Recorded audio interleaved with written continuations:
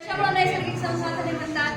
कारण ते निसर्गामध्ये आढळतात एक गोष्ट, आणि दुसरी म्हणजे या संसाधनाचा उपयोग सजीवांना आपल्या गरजा पूर्ण करण्यासाठी, म्हणजे आपल्याला ऑक्सिजन हवेतून मिळतो, आपलं जे अन्नधान्य आहे ते जमिनीतून आणि पाण्यापासून मिळतं, आणि म्हणून त्यांना नैसर्गिक संसाधने असं म्हणतात. तर यामध्ये जे घटक जमिनीवर आहेत त्याला म्हणायचं, जमिनीच्या आवरणाला म्हणायचं शिलावरण, पाण्याच्या आवरणाला म्हणायचं जलावरण, आणि जे हवेचं आवरण आहे त्याला म्हणायचं वातावरण. आणि आपली जे पृथ्वीवर पाणी आणि जमीन यांचं जर प्रमाण आपण पाहिलं तर पाण्याचं प्रमाण हे जास्त आहे जमिनीपेक्षा.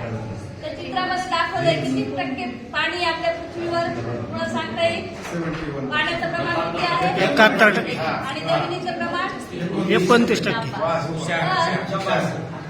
तुमच्या लक्षात आलं असेल